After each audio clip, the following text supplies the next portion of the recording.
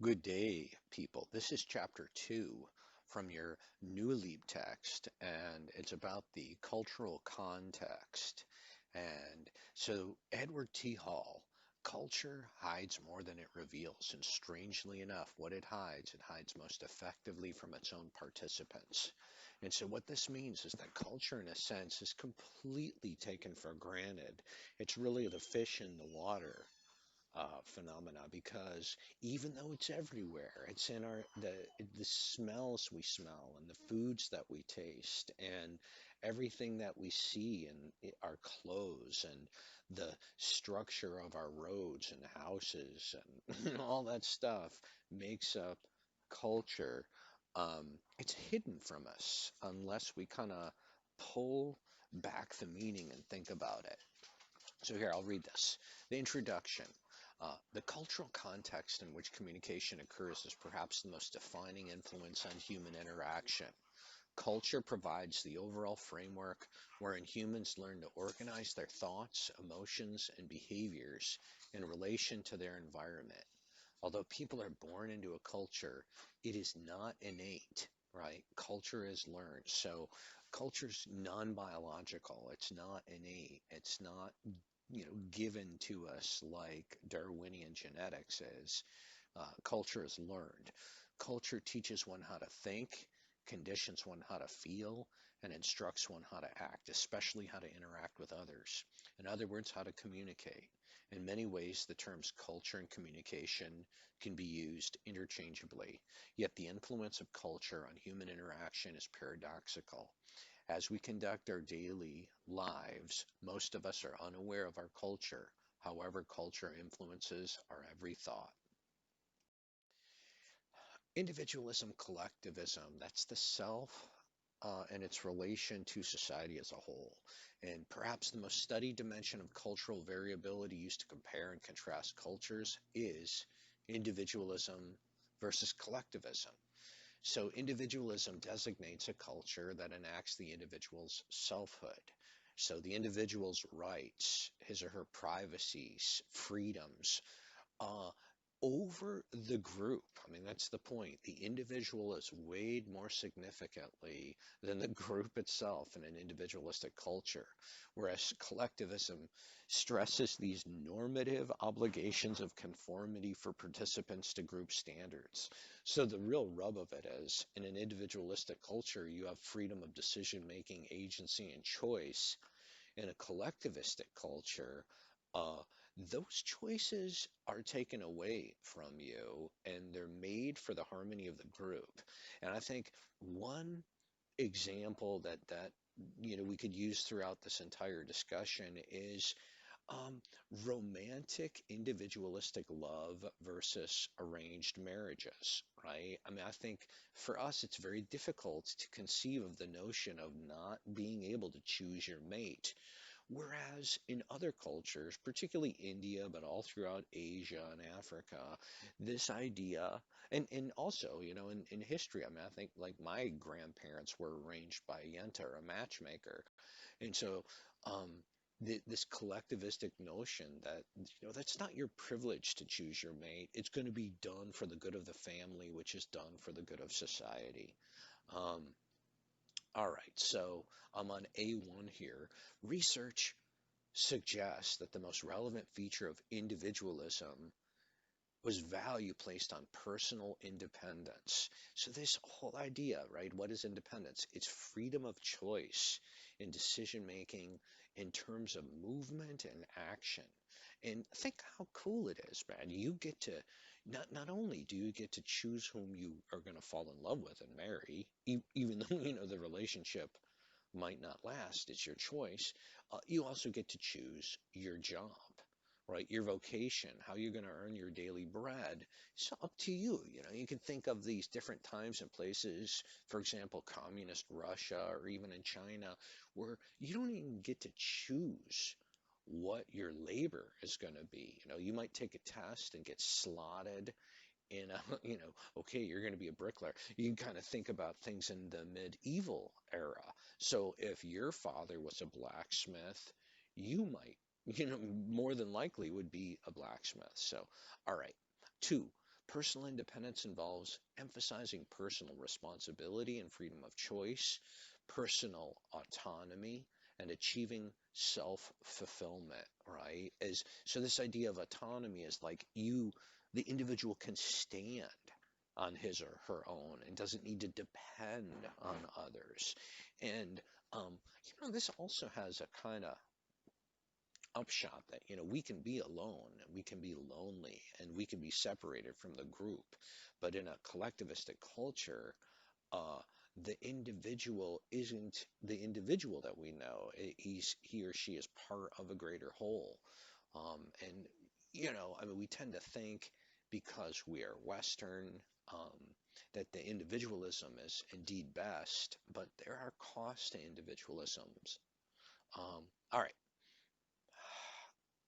Three, individualists tend to see themselves as unique from others. Very good. The social psychologist Harry Triandus writes that in individualistic cultures, emphasis is placed on individuals' goals over group goals. So, as the marriage example that I was giving was, the individual places his or her happiness above, say, group harmony. Social behavior is guided by group goals, perhaps at the expense of other types of goals. Individualistic cultures stress values that benefit the individual person. The self is promoted because each person is viewed as uniquely endowed and possessing distinctive talent and potential, right? We can do it ourselves. Rugged sort of individualism, right? Our decisions are in an individualistic culture leads to success and or failure. Individuals are encouraged to pursue and develop their abilities and aptitudes in an individualist culture. In many individualistic cultures, people are taught to be creative, self-reliant, and assertive. And, this is so interesting. Like right now, with politics being what it is, I mean, we can speak of individualism, but then we're always, a step or two away from a kind of conformist herd mentality because, as soon as you join a political party, you, in a way, give up a great deal of your individualist decision making. I mean, to what extent can you be, say, a Democrat and anti-abortion, right? It would be a dilemma and perhaps even problematic. Um, Five, in many cases, individualistic cultures are highly complex and affluent, right? So you think of Western Europe and the developed world, my kids' roommates from Singapore, and it's a very large kind of island city, and he lives in this 100-story high rise, and they have very high queues apparently in Singapore, and they're quite rich, in fact, rich enough to be able to send their kid out of country to UW-Madison, right? So complex cultures have heterogeneous populations. And so heterogeneity means great variety, whereas homogeneity means sameness. So complex cultures have heterogeneous populations and economies based on occupational specialization, where individuals do different jobs and in a great kind of hierarchy of different jobs. You can think of in education, you've got instructors and teaching assistants and professors and all these different specialties of not only rank but discipline. So you got an instructor in biology versus a full professor in physics or something like that, and that doesn't even count administration in the university, right? So you have all these crazy titles like chancellor and provost and dean and associate dean and assistant dean and yada yada yada. But the point is it's heterogeneity, right? Great variety of different jobs that people can do. Cultural complexity also occurs in cultures where people are separated from one another, either geographically or through migration patterns. And so, people do different things in different places, I guess is the idea. Collectivism stresses the normative obligations of conformity for participants to group standards. And so, what this means, right, norms are kind of ways of behaving. How is the average in this particular culture, in this particular country, belonging to this particular class, supposed to behave? That would be a norm, a normative obligation, right? An obligation is something that we're supposed to do, and conformity means, doing what others do. All right, little one here. The central ingredient of collectivism is the assumption that groups bind and mutually obligate individuals. So it's not merely with respect to marriage, or it might be a job. You could think of like a religion and all the things that religion sort of tells you. Like if a religion is by nature a kind of collectivistic organization, right? It's people conform to certain normative obligations, what they're supposed to do. So, for example, a Jew might keep kosher, right? That like it doesn't matter. I mean, if it's a devout Jew, if it's like say a Hasidic Jew, a kind of traditional Orthodox Jew, they're not just supposed to go eat a bacon Big Mac, or they're not allowed. They can't just say, "Oh, I want to eat this at this particular time." Um, the normative obligation of the group tells them what to do, and I mean that's like a whole. I mean the kosher example is just kind of one in about a gazillion examples that you can come up with, right? Um, Little two here. Collectivism is linked to a sense of duty to group, interdependence, harmony, and working with the group. So in collectivism, we need each other, right? And individualism can be about kind of isolated and separated in their decision making. Harry Triandis, right, the psychologist, asserts that in collectivistic societies, group goals take precedence over individualistic goals. So it doesn't matter as much what the person wants. Collectivistic culture stress values that serve the in group by subordinating personal goals for the sake of preserving the in group. Collectivistic societies are characterized by extended primary groups such as the family, neighborhood, or occupational group. You could speak of perhaps even the clan, or in which members have diffuse mutual obligations and expectations based on their status or rank. And so, like a good example is that in these collectivistic societies, they like in the household, you'll have multi-generational families. And not only that, but sometimes members of the non-immediate family. So not only will, say, in Asian cultures, will they tend to, you could see like Professor Wang in sociology, he took his grandparents in, right? And not only did he have a kid, but he brought his parents over from China and they lived with him. So that's not typically a thing that Western individualistic cultures would do. Um, and not only is that the case with like parents, grandparents, and grandchildren, it's not totally uncommon to take in aunts or uncles or cousins as well. Strong primary familial bonds and even extended familial bonds mark collectivistic societies. In collectivistic cultures, people are not seen as isolated individuals.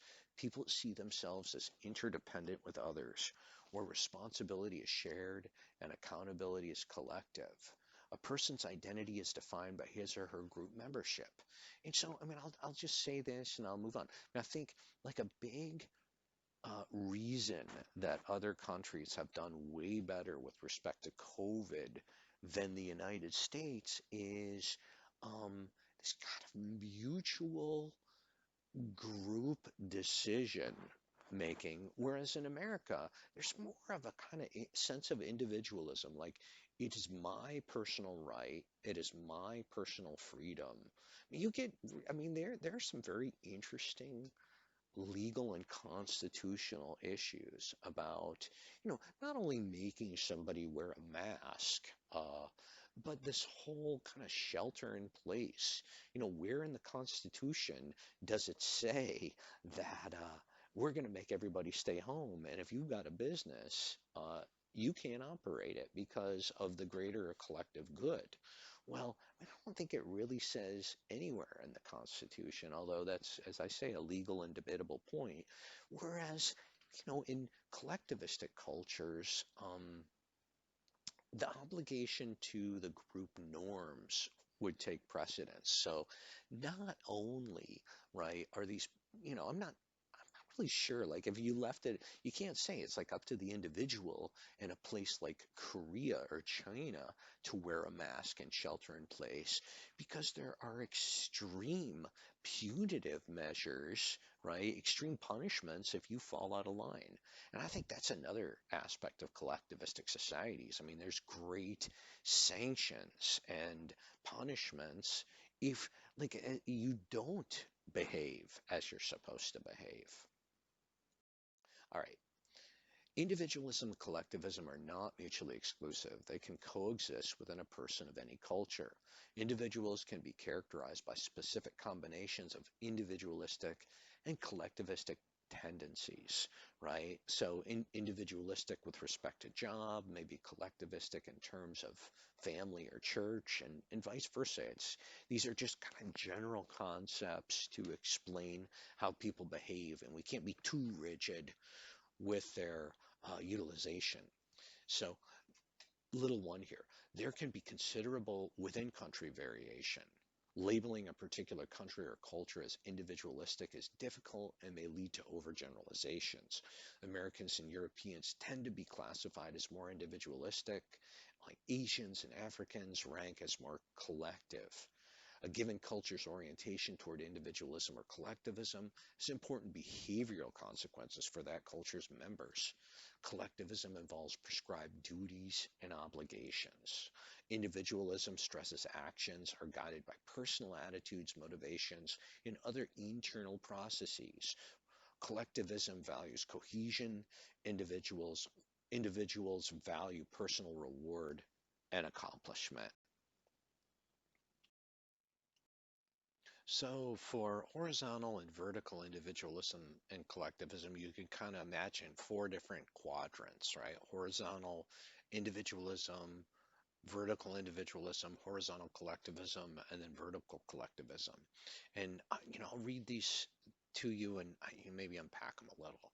Horizontal individualism is a cultural orientation where an autonomous or kind of self-directed self is valued, but the individual is more or less equal to status in others. And you find this in places, especially like Northwestern Europe and Australia, which is to say, even though there's like wealth and status for people who work hard, when you have a kind of like a big tax base where you can have like universal health care and universal education, and even like a living wage when people are unemployed, that lends itself to a kind of what, uh, an equality in status that you're not going to find in vertical individualism.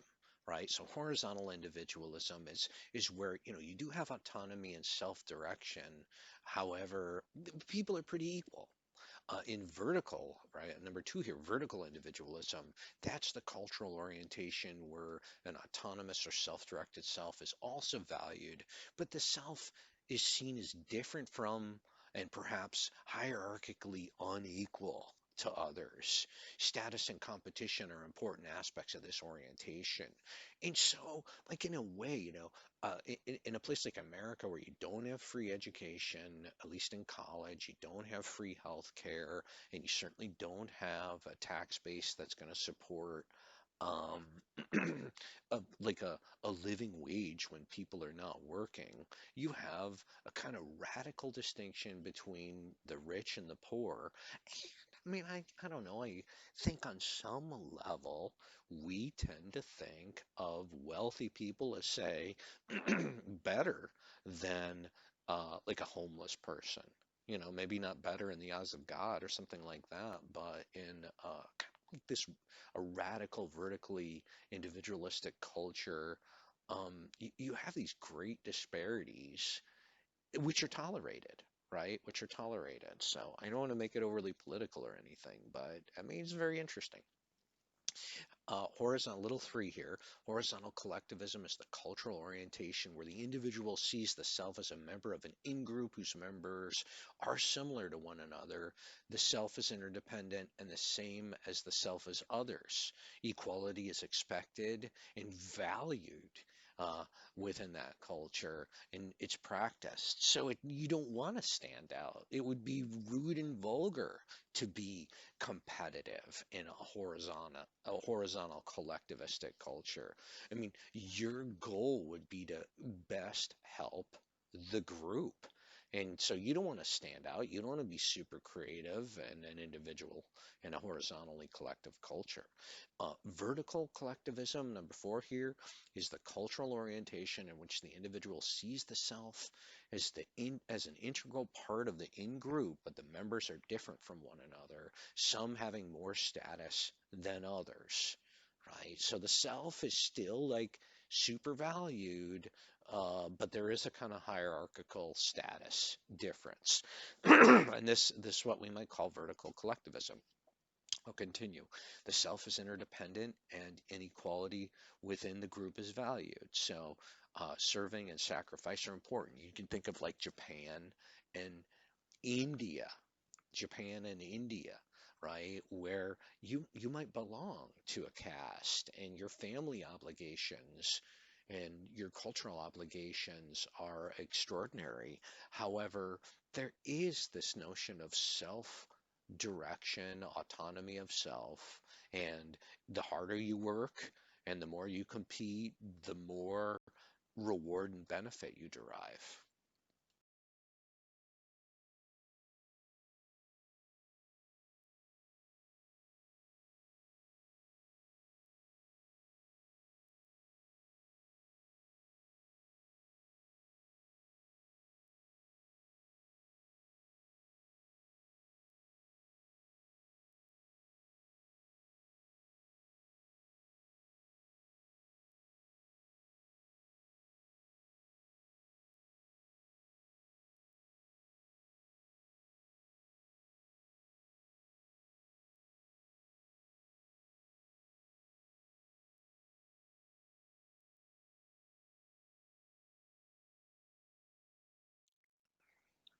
The high or low context distinction by Edward T. Hall is super interesting, and I'll just read it. Edward T. Hall says, a high context communication or message is one in which most of the information is either in the physical context or is internalized in the person, while very little is in the coded, explicit, transmitted part of the message. A low context communication is just the opposite. The mass of information is vested in the explicit code. So in the former, in the high context communication, you don't have to say explicitly what's going on because cultural members all understand. And if you're not part of that culture, you don't have a clue what's going on. You have to be told what to do. In a low context communication, that's not the case. In a low context environment, the information has to be made explicit. And so we have to say stuff, right? Let me give you an example of like think of a drug deal that takes place on a street corner, right? Uh, Little nonverbal cues might be giving the situation it's meaning, right? So, for example, the nod of the head or the shift of a hat or some nonverbal movement of the hands in some way or even like blinking or the shake of a head, something like that could communicate meaning. But if you are not a member of that particular situation, you don't have a clue what's going on. I mean, I think other examples would be like a courtroom or a fancy restaurant. I mean, so our business club at the old university I taught at, they would They would hire an etiquette consultant and have a formal dinner, and that etiquette consultant would tell them all the stuff about, what's the right fork to use, what's the right spoon, what do you do with your napkin, all that stuff. And if you weren't trained in that sort of in that environment, if you're not like a cultural insider, you might not know that. I didn't even know. I held my fork and knife in the wrong hand until my wife corrected me when I was in my 20s. All right, characteristics of high and low context cultures, big A. Hall argued that the environmental, socio-relational, and perceptual context have an immense impact on communication. Within a high context transaction, the interactant, right, the social cultural member, will look to the physical, socio-relational, and perceptual environment for information. Of particular import is the social relations between the interactants, especially their statuses. And again, this is all known to the cultural members. Little three, because interactants in a high context culture know and understand each other and their appropriate roles, words are not necessary to convey meaning. One acts according to one's role. Continuing high context, low context culture. Words and sentences in a high context culture may be collapsed and shortened. In this sense, restricted codes are not unlike local dialects, vernacular, or even jargon used by a well-defined group. Users of a restricted code interpret messages based on their accumulation of shared experiences and expectations, right? So I'm a soccer referee, and the restricted code, right? It's only, you wouldn't know this information. Even players don't know the particular signals that a referee uses. Think of like a football referee. I mean, would you know what the referee does for a safety? I think he like puts his hands above his heads and makes a sort of pyramid, like a temple sign or something. I certainly wouldn't know.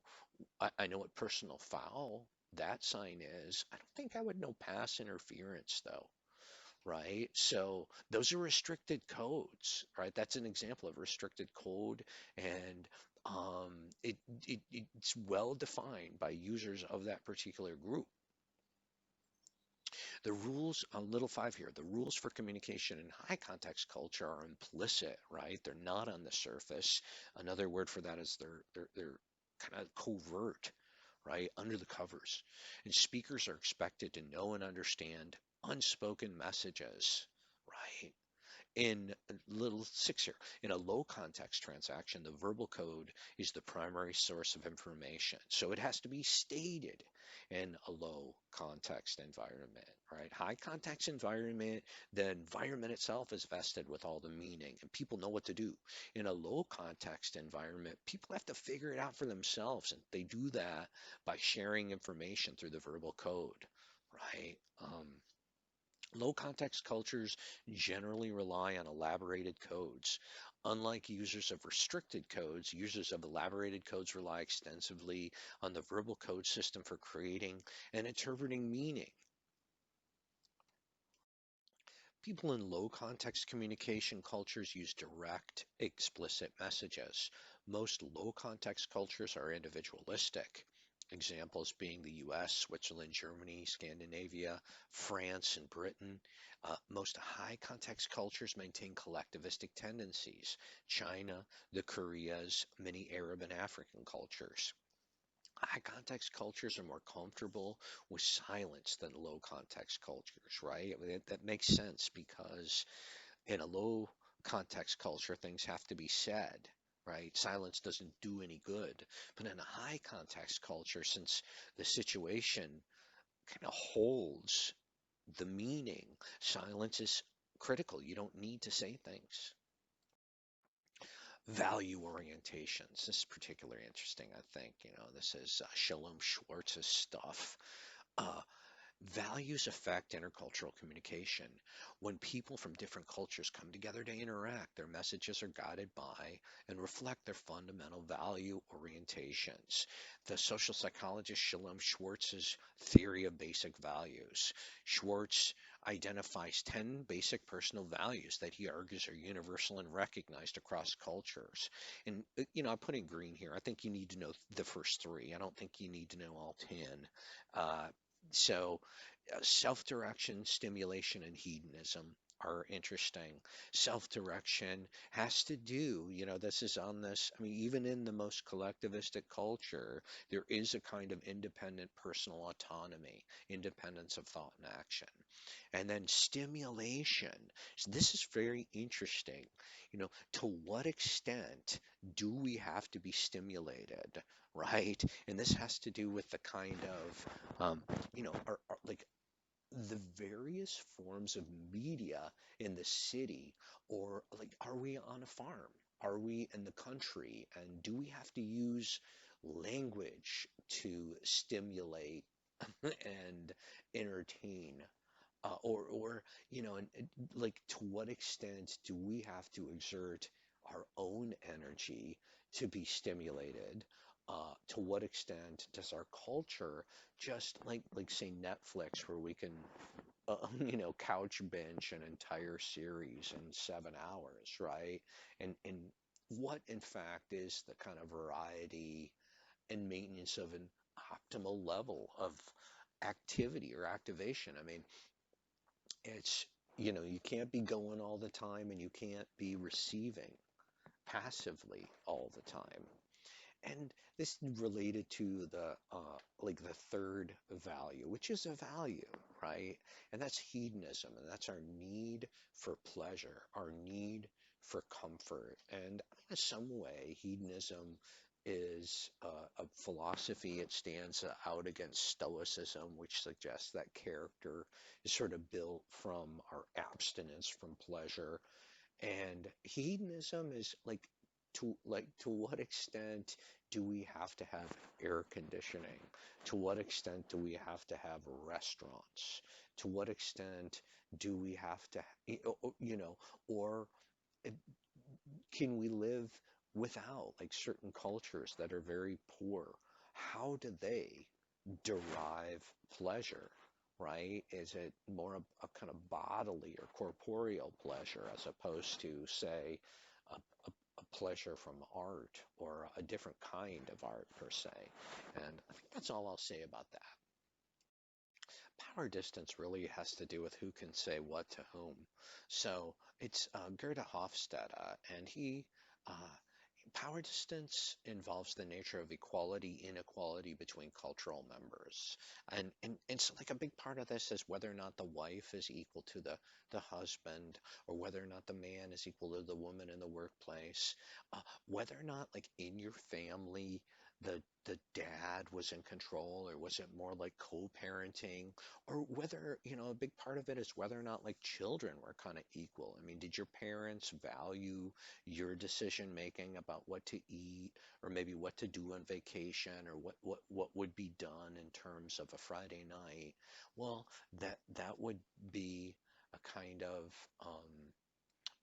that would be power distance, and who can say what to whom, and how. So power distance involves the nature of equality, inequality between cultural members. Gerda Hofstede defines power distance as the extent to which the less powerful members of institutions and organizations within a country expect and accept that power is distributed unequally. And I mean, you could speak of power distances in a racial sense, or a socioeconomic sense, or, like I was trying to before, like a familial or interpersonal sense. Little one, in large power distance cultures, there is hierarchy among family members and autocratic decision making. And so that would be the one where, like, the dad is the boss, right? Huge power distance. Um, Little two, large power distance cultures emphasize positional power, formal authority. I mean, it's institutionalized. It's his right. uh, whereby people in formal positions hold power.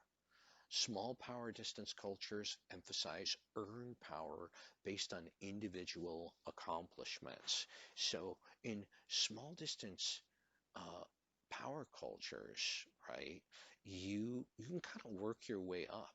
That's the idea.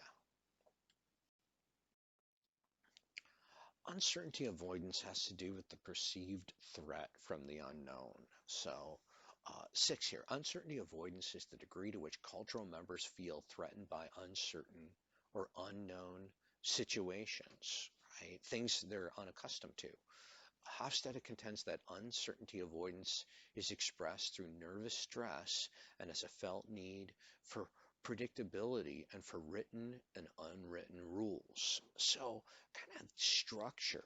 The way to kind of avoid uncertainty is to impose a kind of order. But there will always be some level of uncertainty. Little one, in cultures with a weak uncertainty avoidance orientation, uncertainty is seen as a normal part of life where each day is accepted as it comes. The people are comfortable with ambiguity, right? And I think this just tends to be um, where there's kind of greater variability in the city with, as I used the word before, heterogeneity of, of kind of people and place and occupation. Little three, cultures with a strong uncertainty avoidance orientation sense that uncertainty in life is a continuous threat that must be fought. Strong uncertainty avoidance cultures see difference and change as problematic and even dangerous. And so, like, strong uncertainty avoidance cultures tend to be very dogmatic in a traditionalistic sense, right? They don't like change and they see change as threats to the power order.